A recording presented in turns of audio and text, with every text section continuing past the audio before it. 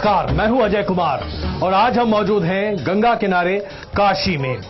काशी में हम आज इसलिए मौजूद हैं क्योंकि सनातन धर्म में हमेशा से ये माना जाता रहा कि जब भी कोई ऐसा विवाद हो जो कि धर्म को लेकर खड़ा हो तो यहां शास्त्रार्थ के जरिए या फिर खुद ही बातचीत के जरिए उसे सुलझाया जाता रहा है। तो आज गंगा किनारे काशी में हम एक बड़े धार्मिक विवाद जो कि पूरे देश में चर्चा का विषय बना हुआ है उस पर चर्चा करने के लिए उपस्थित हैं।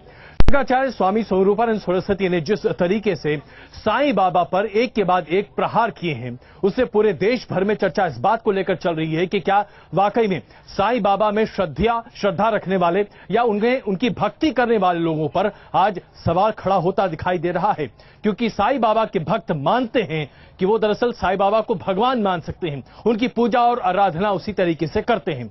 आइए सबसे पहले एक छोटी सी रिपोर्ट आपके सामने पेश करते हैं और उसके बाद एक वरिष्ठ पैनल के साथ इस बात पर चर्चा करते हैं कि क्या इस पूरे मामले का समाधान है या नहीं। शंकराचार्य स्वामी स्वरूपानंद सरस्वती और साईं बाबा के समर्थकों के बीच जारी संग्राम थमता नजर नहीं आ रहा। जुबानी जंग से शुरू हुआ पूरा विवाद अब अदालत तक पहुंच गया है।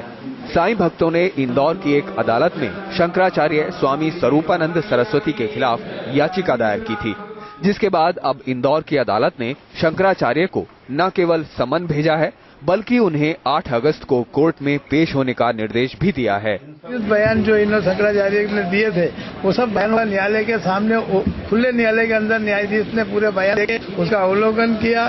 करने के बाद में न्यायाधीश ने पाया कि ये प्रकरण ये इनके विरुद्ध पर्याप्त है और इस प्रकरण में अगर होती है तो कम से कम 1 वर्ष के कठोर कारावास की इनकी सजा नहीं हो सकते हैं। इंदौर की साईं समिति के अध्यक्ष राजेश कुमार ने शंकराचार्य के खिलाफ अदालत में शिकायत की थी। राजेश कुमार का आरोप है कि शंकराचार्य ने साईं बाबा के खिलाफ आपत्तिजनक बातें कही हैं, जिससे साईं भक्तों की आस्था को ठेस पहुंची है। आचार्य जी हमारे गुरु भगवान श्री साईं बाबा के कुछ तो भी शब्दों का इस्तेमाल कर रहे थे तो हमारे दिल मेरे को एकदम ठेस लगी कि मेरे गुरु मेरे भगवान के लिए ये जो शब्द इस्तेमाल कर रहे हैं ये अच्छे नहीं। इससे पहले भी शंकराचार्य के खिलाफ साईं भक्तों ने केस दर्ज करवाए हैं। वहीं शंकराचार्य समर्थक भी साईं भक्तों को अदालत में लाना चाहते हैं। दिल्ली में धर्मगुरु पंडित अजय गौतम ने शिरडी साईं संस्थान को लेकर दिल्ली की पटियाला हाउस कोर्ट में एक याचिका दायर की थी। इस याचिका में साईं संस्थान पर साईं बाबा को हिंदू देवी देवताओं से तुलना कर हिंदुओं की धार्मिक भावनाओं को ठेस पहुंचाने का आरोप लगाया है। हमने ये कहा है कि जो भी साईं चरित्र है उसके अंदर जितनी बातें लिखी हैं कि हमें वेद शास्त्र पढ़ने की कोई आवश्यकता नहीं है। केलकर जो था ब्राह्मण था उसको कहा कि हठ धर्मिता छोड़ के या मांस को खा लो, ये जितनी भी बातें हैं वो सब कहीं न कहीं हिंदुइज्म के विरोध में है। साईं पूजा पर पहले साईं भक्तों और शंकराचार्य के बीच बयानों का दौर जारी था, लेकिन विवाद बढ़ने के साथ ही साईं भक्तों और शंकराचार्य स्वामी स्वरूपानंद सरस्वती के बीच ये विवाद अब कानून के कटघरे का रूप लेता नजर आ रहा है। शंकराचार्य स्वरूपानंद सरस्वती की टिप्पणी के बाद जहां साईं समर्थकों में रोष है तो वहीं शंकराचार्य का कहना है कि उन्होंने कुछ भी गलत नहीं कहा है और अब ऐसे में अदालत की कार्रवाई इस पूरे मामले की दिशा तय करेगी। वीडियो जर्नलिस्ट अभय के साथ नीरज श्रीवास्तव, न्यूज नेशन, भोपाल। शंकराचार्य स्वामी स्वरूपानंद सरस्वती अब अदालत के सामने हाजिर होने के लिए तैयार बैठे दिखाई देते हैं और ऐसे में सबसे बड़ी बात यह है कि उनकी तरफ से ये कहा जा रहा है कि उन्हें किसी का भी डर नहीं लगता। साईं बाबा के इस पूरे मामले पर आइए चर्चा शुरू करते हैं। यहां काशी में हमारे साथ मौजूद हैं स्वामी बालकदास जी मौजूद हैं, हमारे साथ महंत श्रवण दास जी मौजूद हैं, हमारे साथ स्वामी गीतांशु जी महाराज मौजूद हैं, हमारे साथ शंकराचार्य नरेंद्रनंद सरस्वती जी मौजूद हैं। उसके साथ साथ कुछ ही देर में हमारे साथ पंडित विनोद पांडे जी भी जुटेंगे। इसके साथ साथ दिल्ली में हमारे साथ पंडित शैलेश तिवारी मौजूद हैं, आचार्य सुरेंद्र शर्मा मौजूद हैं और आशु मोंगिया जी इस वक्त हमारे साथ मौजूद है। सबसे पहले शंकराचार्य नरेंद्रनंद जी, जिस तरीके से ये विवाद शुरू हुआ है शंकराचार्य स्वामी स्वरूपानंद जी के बयान के बाद, क्या आपको लगता है कि आज आवश्यकता इस बात की नहीं है कि अदालत का दरवाजा खटखटाने के बजाय एक धर्म संसद हो जिसमें यह तय किया जाए कि आखिरकार स्वामी स्वरूपानंद जी जो कह रहे हैं वो सही है या साईं समर्थक जो मानते हैं कि उनकी आस्था है साईं बाबा में और अगर वो उन्हें भगवान मानते हैं तो इसमें कोई आपत्ति नहीं होनी चाहिए? क्या होना चाहिए? जो स्वामी स्वरूपानंद सरस्वती कह रहे हैं विवाद है नहीं होना चाहिए और इसको आपस में बैठ एक हल निकाला जाना चाहिए। साईं भक्त जो साईं को भगवान के रूप में स्वीकार कर रहे हैं वो भी गलत है। स्वामी स्वरूपानंद सरस्वती जो कह रहे हैं वो भी कुछ अंश तक गलत है। और संत के रूप में एक साईं बाबा थे जी, फकीर के रूप में है जी, और किसी की आस्था किसी की प्रति हो सकती है, कोई किसी की पूजा कर सकता है। हर व्यक्ति संविधान प्रदत्त अधिकार दिया है। और जहां तक मंदिरों में है, साईं बाबा का स्वतंत्र मंदिर बनाया जाना चाहिए, कोई आपत्ति किसी को नहीं, लेकिन उनके साईं बाबा को ऊपर रखकर या देवी देवताओं को जो सनातन धर्म के उनको नीचे नहीं रखना चाहिए। ये कहीं क्षेत्रों सारी बातें जो विवेकपूर्ण बातें आज आप कह रहे हैं, इस पर कोई चर्चा नहीं करता। आचार्य बालक दास जी, क्या आप मानते हैं कि साईं मंदिर जिस तरीके से वहां पूजा हो रही है, तमाम मंदिरों में जहां पर साईं बाबा की प्रतिमा रखी है और साईं भक्त जो उनमें अपूर्ण आस्था रखते हैं, वो कुछ गलत कर रहे हैं? नहीं, निश्चित रूप से शंकराचार्य जी ने जो कहा है जी, कहीं तक बहुत सही कहा है, लेकिन समय सही नहीं है। मैं कहना ये चाह रहा है कि शंकराचार्य जी एक पूर्ण रूपेण से गद्दी पर हमारे आचार्य होते हैं जी, और अच्छे बुरे धर्म पर जब ऐसा कुछ आता है तो शंकराचार्य को बोलने का अधिकार होता है। तो लेकिन जब बोला गया ये समय ठीक नहीं था। मैं ये जानना चाह रहा हूँ कि शंकराचार्य इससे पहले क्यों नहीं बोले। विषय ये उठता है क्योंकि साईं जी निश्चित रूप से फकीर हैं और हमारे यहाँ या तो अवतारों की पूजा होती है या किसी प्रकार से किसी ने देश हित के लिए कोई कार्य किया हो। तो यहाँ पर साईं जी ने जो किया है, ना तो देश हित के लिए कोई काम किया जिससे हम उनको आदर्श माने। जैसे विवेकानंद जी थे, उन्होंने देश के लिए कुछ किया, हमने आदर्श माना। जितने संत हुए उन्होंने देश के लिए अपना शरीर गंवाया। साईं बाबा को कहाँ रखते हैं? साईं बाबा को एक फकीर हैं, उन्होंने अब कब्रों पर लेट करके भीख मांग के खाए हैं, तो अपने स्तर से वो जहाँ पर हैं वो वहीं जो उन्हें भगवान मानते हैं वो सही है? बिल्कुल गलत। गलत भगवान नहीं हो सकता। संत एक गुरु हो सकता है लेकिन भगवंत नहीं हो सकता है। आचार्य सुरेंद्र शर्मा जी, हम आपसे जानना चाहेंगे इस पर आपकी राय क्या है?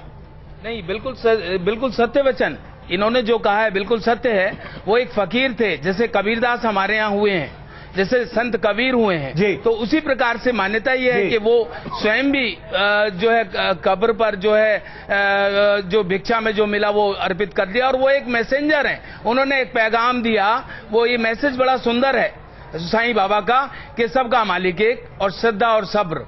तो ये सारी बातें एक बहुत अच्छे संदेश के रूप में उन्होंने दी। तो ये एक फकीर हैं, महात्मा मान सकते हैं, एक कबीर संत कबीर के लेवल के व्यक्ति हैं, भगवान नहीं है। और जगदम्बा के बगल में उनका मूर्ति लगाना ये ऐसा तर्कसंगत नहीं है, ऐसा तर्कसंगत नहीं है। और राम मोंगिया के बगल में आशु मोंगिया जी, साईं बाबा के ऊपर जिस तरीके से आज सवाल खड़े किए जा रहे हैं, क्या आपको लगता है कि सिर्फ के पीछे कोई मंशा है? बिल्कुल जी, इसके ऊपर में मंशा है। शंकराचार्य स्वरूपानंद सरस्वती जी, मैं खुद सनातनी हूं, मैं उनका सम्मान करता हूं, लेकिन मैं एक चीज बोलता हूं कि आप मुझे ये चीज बता दें शंकराचार्य जी कि आज तक 60 साल में शंकराचार्य जी ने हिंदुत्व के लिए क्या कार्य किया है, हिंदुत्व को बचाने के लिए क्या कार्य किया, सनातन धर्म को बचाने के लिए क्या कार्य किया है। शंकराचार्य जी ने आज ये मामला उठा दिया साईं बाबा के ऊपर में। 176 साल पुराना जो उनका बर्थ था साईं बाबा का 1838 में, उसके ऊपर में एलिगेशन शंकराचार्य जी ने जो लगा दिया, जो गाली दे दी शंकराचार्य जी ने। मैं सब धर्म गुरुओं से जो अभी काशी में बैठे हैं उनसे भी हाथ जोड़कर प्रार्थना करके एक चीज पूछता हूं, क्या शंकराचार्य जी का ये गाली देना सही है? सनातन धर्म में क्या यही चीजें हैं कि किसी भी संत को, फकीर को या किसी को भी, जैसा आप कह रहे हो मानता हूं, चलो मैं एक चीज, लेकिन क्या ये गालियां देना इस तरह से क्या शोभा देता है शंकराचार्य जी को? पंडित शैलेश तिवारी जी, आपका क्या कहना है इस पर? जिस तरीके से आज साईं समर्थक अब एकजुट होते दिखाई दे रहे हैं, खास करके शंकराचार्य स्वामी स्वरूपानंद जी के खिलाफ। ऐसा है अजय जी, जो शंकराचार्य स्वरूपानंद सरस्वती जी जो बार बार अपना बयान दे रहे हैं वह निंदनीय है। उस बयान से पता चलता है कि उनकी मानसिकता जो है उसमें कुछ न कुछ विकृति आ गई है। वह दिन प्रतिदिन एक ऐसे संत जो सूक्ष्म रूप से इस धरती पर अपने भक्तों को आशीर्वाद दे रहे हैं, भक्तों की मनोकामना पूरा कर रहे हैं और जो भक्तों के आस्था को प्रतीक हैं, उनके भक्तों को आस्था पर ठेस पहुंचा रहे हैं। शंकराचार्य जी को इस तरह के गलत बयानबाजी से अपने आप को रोकना चाहिए और दिन प्रतिदिन जो जिस तरह की मानसिक विकृतियां उत्पन्न कर रहे हैं, इससे निश्चित तौर पर देश में धार्मिक उन्माद फैलेगा और आपस में गृह युद्ध की स्थिति उत्पन्न कर रहे हैं। शंकराचार्य जी को इस तरह की बातों को रोकना चाहिए और उन्हें समझना चाहिए कि धार्मिक उन्माद क्यों फैला रहे हैं। इससे उनको कुछ फायदा नहीं होने वाला है, बल्कि हिंदू धर्म का नुकसान ही होने वाला है। हिंदू धर्म के लोग साई मंदिर शंकराचार्य स्वरूपानंद सरस्वती जी धार्मिक उन्माद फैला रहे हैं। जरा यहाँ काशी में भी जरा चर्चा कर लेते हैं। विनोद पांडे जी, शंकराचार्य स्वरूपानंद सरस्वती जी धार्मिक उन्माद फैला रहे हैं, क्या आपको भी यही लगता है? एकदम सही बात है। इस वक्त बाबा को समाधि लिए 1918 बाबा समाधि ले चुके हैं जी। उसके बाद हमारे जगत गुरु स्वामी स्वरूपानंद जी का जन्म हुआ, तब से आज तक ये सिलसिला कभी इन्होंने नहीं उठाया। आज क्यों ये बात उठी है, यही तो हम लोग को नहीं समझ में आ रहा है कि जब 100 साल बाबा को समाधि का होने को जा रहा है जी, आज ये बात क्यों उठी? श्रवण दास जी, आप क्या? बात ये है जी, जहाँ तक सवाल क्यों नहीं उठी गई जी, ये मैंने जब कोई एक सामने विवाद तब खड़ा होता है जब जरूरत से ज्यादा जिसमें आस्था कितनी रखनी चाहिए, कहाँ पर क्या आवश्यकता है जी, इसको ये धर्म संसद तय करती है और संत समाज करते हैं। तो धर्म संसद आज कहाँ है? नहीं, आज सिर्फ एक शंकराचार्य स्वरूपानंद सरस्वती की आवाज आ रही है, बाकी कोई नहीं बोल रहा। नहीं, ऐसा कोई बात नहीं है। यदि इस पर संत समाज को आहूत करें और संतों की जो एक टोली है जो काशी में और विद्वत परिषद जिन बातों को ये निर्णय करेगी कि ये शास्त्र कभी भी आप क्या कहना चाहिए? नहीं, मैं तो यही कहूँगा कि अवतार नहीं हो सकता जी। साईं एक संत हैं और संत को संत की परिभाषा में ठीक है माना जाना चाहिए, लेकिन इसको इस प्रकार से भगवान के श्रवण जी आपकी क्या धारणा है इस पर? जी जी आसू जी जी देखिए, वास्तव में हमारे जो धर्म की रचना है जी, वह ब्रह्म विद्या पर आधारित है और ब्रह्म विद्या गीता इसी का प्रकाश करती है। भगवान श्री कृष्ण ने भी इसी सनातन धर्म की होती हुई क्षति को संभालने के लिए अवतार लिया था जी। और आदि शंकराचार्य जी ने भी इसी सनातन धर्म में होती आस्था मानों की संक्रमित होती हुई बुद्धि को संभालने के लिए आदि शंकराचार्य का भी जन्म हुआ। उसी क्रम में आज स्वामी स्वरूपानंद सरस्वती जी महाराज प्रयास कर रहे हैं, यह वंदनीय है। लेकिन क्या जो जैसा कहा जा रहा है कि धार्मिक उन्माद फैला रहे हैं स्वामी स्वरूपानंद जी, क्या धार्मिक उन्माद फैलती स्थिति दिख रही है आप लोगों को? देखिए, अपनी बात को कहना अगर धार्मिक उन्माद है तो ये तो फिर इसका निर्णय जनमंच टीवी पर न होकर धर्म संसद में हो तो अति उचित है। शैलेश तिवारी जी, इस तरह की बातों को कम से कम सार्वजनिक मंच पर न कहकर अगर आप लोग इसे स्वामी स्वरूपानंद जी के सामने रखते तो ज्यादा बेहतर होता। एकदम बिल्कुल बेहतर होता। लेकिन इस तरह जो दिन प्रतिदिन स्वामी जी ने बयान दे रहे हैं उससे धार्मिक उन्माद उत्पन्न होगा और बार बार बोल रहे हैं कि अगर नहीं लोग साईं बाबा की पूजा रोकेंगे तो नागा साधु संत को भी खड़ा कर देंगे। इसका मतलब यह है कि देश में आपातकाल की स्थिति, मतलब एक दूसरे के ऊपर कट मारने की स्थिति को उत्पन्न। देखिए आशु जी और पंडित शैलेश तिवारी जी, नागा साधु पहले ही शंकराचार्य स्वामी स्वरूपानंद के समर्थन में आ चुके हैं, इसलिए इस बात को आप लोग देखिए कि ये चीजें आगे बढ़ती चली जा रही हैं और आपका अगर आक्रामक रुख रहा तो फिर इसे कैसे बढ़ाएंगे आप? आशु जी, आज तक कुछ किया? आप ये बताइए, करपात्री जी महाराज जो पूर्व गुरु थे शंकराचार्य जी महाराज से, तो उन्होंने भी गौरक्षा के लिए आंदोलन किया 7 नवंबर 1966 में, जब यही जंतर मंतर पर इंदिरा गांधी ने गोलियां चलवाई, हजारों संत मारे गए। क्या उसको आगे आए शंकराचार्य जी महाराज? उस गौरक्षा के लिए आए। सनातन धर्म में गाय को मां माना जाता है और सबसे बड़ी रीढ़ की हड्डी हमारी सनातन धर्म की गौ माता है, उसके लिए तो शंकराचार्य जी कभी नहीं आए। लेकिन इन सब विवादों को पैदा करने के लिए, कांग्रेस के वोट बैंक के लिए स्वरूपानंद सरस्वती शंकराचार्य जी महाराज ने ये इशू उठाया और हमेशा उठाते रहे हैं, हमेशा कांग्रेस के वोट बैंक के लिए, फायदे के लिए। शंकराचार्य स्वामी स्वरूपानंद जी कांग्रेस के अगुवाई कर रहे हैं, उनकी सरपरस्ती में काम कर रहे हैं, धर्म की नहीं। अजय जी, ये कर रहे हैं इस बात का चुनाव है नवंबर में, आज इसीलिए हिंदू को लड़वाने के लिए जानबूझ करके ये कर दिया गया। कांग्रेस करवा रही है ये सब कुछ। स्वरूपानंद सरस्वती महाराज जी से शर्मा जी, आप क्या कहेंगे इस पर? देखिए, गंभीर आरोप शंकराचार्य स्वामी स्वरूपानंद जी पर है। हम अभी शंकराचार्य नरेंद्र जी से भी पूछेंगे इस पर, लेकिन सुरेंद्र जी क्या कह रहे हैं? एक विनय है कि इस विषय का राजनीति में न ले जाएं। जितने भी भक्त बैठे हुए इसको पूरी तरह इसको राजनीतिकरण न करें और जो महाराज वही कर रहे हैं इस तरह की राजनीति में न ले जाएं। ये हमारे धर्म का जा रहा है।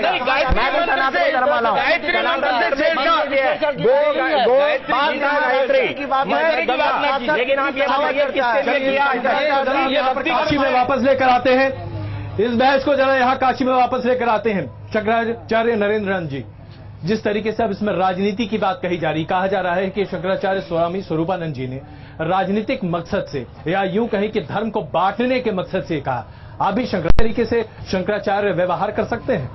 क्या इस तरह का आक्षेप उनके ऊपर लगाना अपने आप में तर्कसंगत है?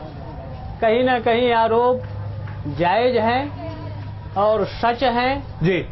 संत या शंकराचार्य को किसी पार्टी के एजेंट के रूप में काम नहीं करना चाहिए। अगर शांकर सिद्धांतों को ले लें तो अद्वैत सिद्धांतों का मानवता के कल्याण के लिए, जन कल्याण के लिए संत या शंकराचार्य को कार्य करना चाहिए। राष्ट्र के लिए, धर्म के लिए, भारत की सांस्कृतिक एकता अखंडता के लिए।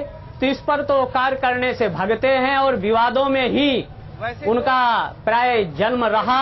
72 से अगर आज तक स्वामी स्वरूपानंद जी का जीवन चरित्र ले लिया जाए तो विवादों के अलावा न तो धर्म पर बोलते हैं, न संस्कृति पर, न भारत की सीमाओं पर, न आतंकवाद पर, न गाय पर, न सती पर, न सत्य, न दानशील जो सनातन धर्म के मूल मान बिंदु थे, केंद्र बिंदु थे, उससे प्राय सुर्खियों में रहने के लिए, चर्चा में रहने के लिए बहुत बड़ा आक्षेप और बहुत बड़ा आरोप लगा रहे हैं। क्या आप लोग यहाँ पर वाकई में मानते हैं कि शंकराचार्य स्वरूपानंद सरस्वती जी ने एक राजनीतिक विवाद को जन्म दिया है? बिल्कुल सर, ये मतलब विवाद के रूप में तो है ही, सारी दुनिया जान रही है। लेकिन उनका जो ये कहना है कि मतलब जो अवतार हैं, जैसे कृष्ण है, शंकर भगवान है, ये अवतार के रूप में इनकी पूजा होनी चाहिए। बिल्कुल। आप क्या कहते हैं साहब? उठ के बोलिए जी, उठ के बोलिए ताकि लोग आपको देख सकें। बताइए। शंकराचार्य ने जो ये आरोप लगाया है कि साईं बाबा का पूजा नहीं करना चाहिए, तो वो बताएंगे हमको कि किसका पूजा करना चाहिए? और वो नहीं, धर्म की रक्षा के लिए वो कर रहे हैं। धर्म की रक्षा क्या कर रहे हैं? कुछ नहीं। आज के बाद किसी ने हिंदू धर्म में देवताओं की क्या कमी है जी? 33 करोड़ देवी देवता हैं पूजा करने के लिए जी। साईं भक्तों ने जिस प्रकार से अमर्यादित ढंग से कार्य किया है, दंडी स्वामी को कभी अग्नि संस्कार नहीं किया जाता है जो साईं भक्तों ने किया है, और एक शंकराचार्य का पुतला जला करके जो अनैतिक काम किया है, और राम कृष्ण की मूर्तियों के बगल में हमारे हनुमंतलाल जी भी का हम भक्त मानते हैं उनके रहे, लेकिन हर समय हनुमान जी की मूर्ति नीचे रहती है। लेकिन साईं भक्तों ने साईं जी को राम जी के बगल में बैठा के कितना बड़ा कृत्रिम कर्म किया है जो कि असहनीय है। और हमारे धर्म में तो महाराज हर एक मर्यादा शक्ति है, दुर्गा है, इस प्रकार से पूजा करने के लिए क्या कमी है? क्या सम्मान श्रद्धा बन जाती है, भगवान मान के पूछते हैं। नहीं, पूजें, लेकिन किसी को किसी के राम जी के सर पर बैठा के पूजा करना कहाँ तक सही है? काशी में आप अपना अलग मंदिर बनाए, आप अपना अलग मंदिर बना करके पूजन करिए, मंदिर बनवाई, कौन पूजन रोकने जा रहा? लेकिन आप राम कृष्ण के बलराम बगल में बैठा करके या उनके ऊपर बैठा करके आप पूजा कर रहे हो, क्या ये भारतीय संस्कृति का ये कुठाराघात नहीं है क्या? ये साईं भक्तों ने निश्चित रूप से ये संस्कृति का शंकराचार्य जी, इस पर आपकी क्या राय है? जिस तरह आपने शुरुआत में ही कहा कि आप अलग मंदिर बनाकर पूजा करें, लेकिन अगर एक ही मंदिर में साईं बाबा की प्रतिमा अभी रखी जाती है तो उससे क्या आप उससे अपने आप को अलग रखना चाहेंगे?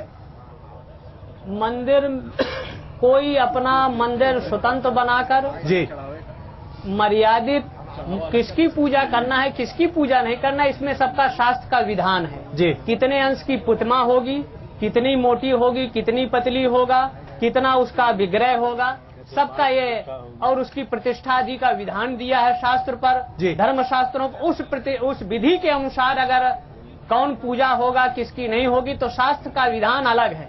बिल्कुल। तो मैं इसी सवाल को लेकर जरा साईं समर्थकों के पास जाता हूँ। आशु जी, भाई ऐसी क्या जरूरत है? आप साईं बाबा को मानते हैं तो बिल्कुल सही है, अलग मंदिर बनाइए।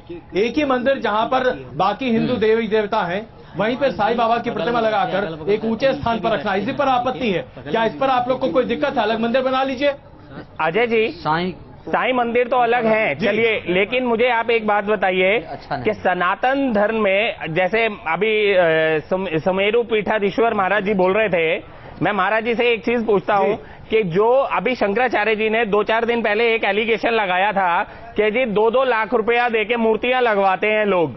मुझे आप ये बताइए कि मैं उन सब मंदिर वालों से एक चीज पूछता हूँ कि अगर 2-2 लाख रुपया देके कोई मूर्ति लगवाने आता है तो आप 2-2 लाख के लालच में मूर्तियां क्यों लगवाते हैं?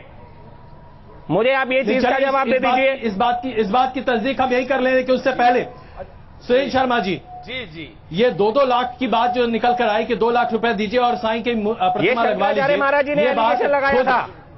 देखिए ये शंकराचार्य महाराज जी ने एलिगेशन लगाया था, ये एलिगेशन भी है रिकॉर्ड पर। आप ये देखिए एक सेकंड, ये महाराज जी ने जो एलिगेशन लगाया, मैं एक चीज में महाराज जी से, शंकराचार्य महाराज जी से पूछता हूँ कि महाराज जी सिर्फ इतना बता दीजिए कि ये चीजें क्या शोभा देती हैं? किसी के लिए भी गालियां देना, अगर आज तक का ये रिकॉर्ड बता दीजिए कि कांग्रेस का इलेक्शन आ रहेगा नवंबर में, तो आज ये गालियों तक आप उतर के आ गए, ये कहाँ तक सही है?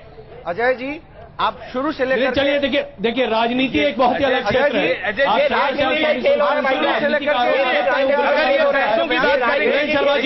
सुरेंद्र शर्मा जी, का एलिगेशन शंकराचार्य महाराज जी ने लगाया। अगर ये पैसों की बात करेंगे, दूसरे लोग जो आए धन संग्रह होता है, बोला इतना धन संग्रह होता है, वो उसका कोई ट्रांसपेरेंसी नहीं है। और ये गायत्री मंत्र के साथ शंकराचार्य जी ने 4 दिन पहले काला धन है शिरडी में। मैं पूछता हूं, शिरडी में काला धन बोला चेयरमैन डिस्ट्रिक्ट जज है शिरडी में। ये जो गायत्री मंत्र का विवाद है, जिससे लेकर वाकई में साईं समर्थक और सनातन धर्म के बीच में एक खाई सी बनती जा रही है, जरा काशी में भी इस पर विचार कर लेते हैं। क्या आप लोग को लगता है, जो बार बार कहा जा रहा है कि गायत्री मंत्र में साईं का नाम जोड़कर अपराध किया जा रहा है, क्या ये वाकई में अपराध है? क्या कहते हैं? बिल्कुल अपराध है, एकदम अपराध है। अब मेरे किसी भी मंत्र पर अगर छेड़छाड़ करते हैं, अभी नरेंद्र मोदी का नाम जब बीच में आया था हरण मोदी को लेकर के, शंकराचार्य जी ने उस पर विवाद खड़ा किया और निश्चित रूप से सराहनीय था। और कहीं न, लेकिन एक रूप से हम अपने बालक का नाम भगवान कृष्ण से ही देते हैं या महादेव के नाम से ही देते हैं। अगर हम उस दृष्टि से देखें तो विषय अलग है। लेकिन मैं ये चाहूंगा कि कोई भी मंत्र, अगर हम उन मंत्रों के बीच में किसी गुरु का नाम या किसी फक्कड़ का नाम, फकीर का नाम या नागा का नाम, इस प्रकार आप गायत्री मंत्र में साईं बाबा का जिक्र होना चाहिए या नहीं? बिल्कुल अनधिकृत है। क्या कह रहे हैं आप? नहीं, बिल्कुल विपरीत है ये। शंकराचार्य स्वतंत्र होता है जी, और मंत्र में घाल मेल प्राय नहीं करना चाहिए। अलग से मंत्र अपना बनाए और यहाँ मंत्र बनाए नहीं जाते जी। मंत्र ऋषि वही मंत्र दृष्टारा न तू कारका। ऋषि लोग अपनी समाधि की स्थिति देखते थे और मंत्र भगवान के निश्वास के रूप में है, जो वेद मंत्रों के द्वारा है, वो किसी के द्वारा निर्मित नहीं है और निर्माण नहीं किया गया। विनोद पांडे जी, एक आखिरी, इससे पहले कि हमें यहाँ पर कुछ देर के रुकना पड़े, आप गायत्री मंत्र में साईं बाबा का नाम बीच में जोड़ना क्या अपने आप में उचित है? जो साईं का नाम हमारे रामायण में आ सकता है, तो गायत्री मंत्र में अगर साईं का नाम तो क्या दिक्कत है? रामायण में तो साईं का नाम है जी। रामायण में जिस साईं का नाम लिया गया, रामायण में तो बालक दास भी हैं, रामायण में तो श्रवणम भी हैं। इसका मतलब ये नहीं कि आपके साईं वो हो जाएंगे, इसका मतलब वो साईं नहीं हो जाएंगे। साईं का मतलब नहीं, गलत बात। साईं नदी भी है, साईं होकर गोमती नहाए चौथी, तो इसका मतलब राम का चर्चा है, वो साईं अलग है, उसका अनर्थ न किया जाए। ये तो रामचरितमानस को भी लोग खंडित कर रहे हैं। चलिए, तो बहुत बड़ा अपराध कर रहे हैं। चर्चा जारी रहेगी, हम यहाँ पर रुक रहे हैं कुछ देर के लिए। क्या वाकई में साईं को मानने वाले लोग सनातन धर्म के मंत्र या फिर तमाम पद्धति के साथ छेड़छाड़ करेंगे, कर रहे हैं? इस पर करेंगे चर्चा, बने रहिए हमारे साथ।